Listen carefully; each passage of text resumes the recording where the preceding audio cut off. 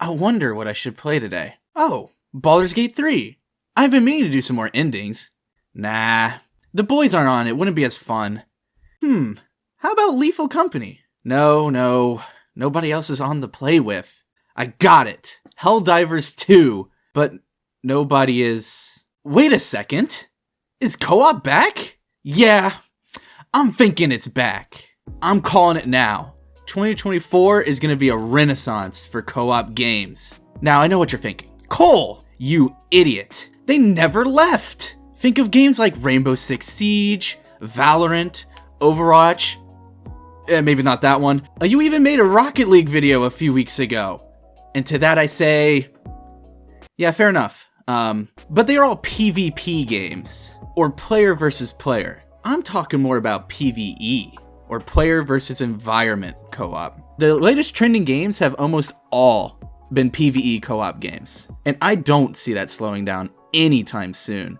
People are getting tired of PvP. I know I am, at least. And playing solo, it can feel like a waste of time.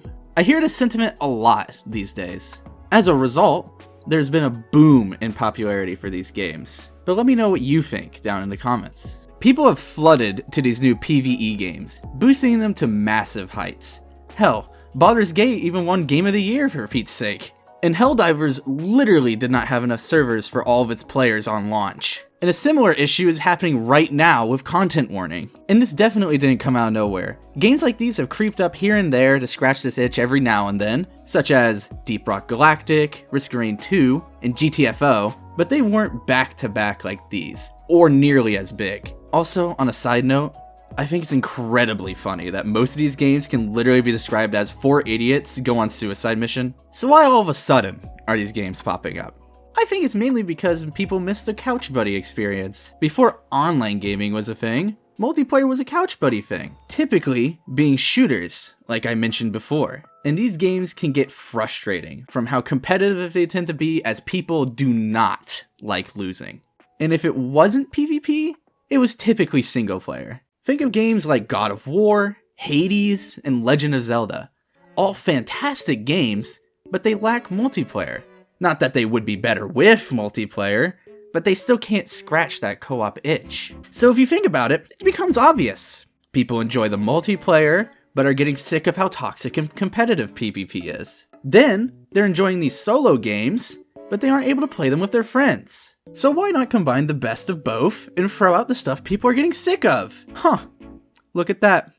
Multiplayer PvE. It doesn't take a genius to realize that the market for co-op PvE is growing, and fast. So companies are going to start capitalizing on this. And truth be told, if it continues to go this way, like I predict, I think the gaming community will be eating good. I'm sure we'll have some stinkers, we always do, but man, the games following this trend have been fantastic. Baldur's Gate is easily my favorite RPG of all time. We ended up loving the game so much, we plan on playing Larian's Divinity series of games. And Helldivers has revitalized my love for shooters. The enemies are diverse and fun to fight, and it's so interesting to participate in a back and forth war in real time. I literally check in daily on an unofficial Helldivers app on my phone just to see how the war is going. That's how invested I am. And Lethal Company was a pretty big phase here on the channel and was a lot of fun. There's something just so addicting about surviving against the odds with your close friends.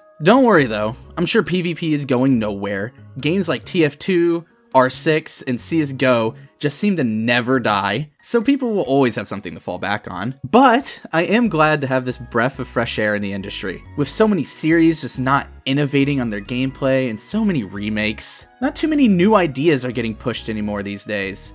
But that seems to be changing, all because of the success of these co-op games. I haven't played a true PvP game in a month, and that was for my Rocket League video, which was enough of a reality check for me to quit playing it entirely for the foreseeable future. Oh my god, you're no longer an addict? I have not played it since that day. That's actually so healthy of you. You can go to most of these popular PvP games and see people like me stop playing due to feeling frustrated all the time. The communities are almost always complaining about something. Hell, I'm clearly guilty of it, but I see this a lot less with these games. There will always be negative things about games for sure, but they promote so much synergy and teamwork That's a lot rarer, especially since they complain less about fellow players. So the main complaints will be about glitches or mechanics they don't enjoy, rather than other players. When I do occasionally play Deep Rock Galactic and Helldivers online with randoms, I do always have a positive experience, and I have played both these games for hundreds of hours at this point. And it makes me want to continue to come back, and it also makes me want to help those less experienced, like others did for me. The sense of community is easily the best part of these games. I haven't been this proud to be in a popular games community in a long time. Maybe now, more communities will follow suit and be less toxic. That's asking too much, isn't it? Oh well, a man can dream. Now if you'll excuse me, Christian and Jack just got online, and we need to serve out some democracy to those disgusting socialist bugs.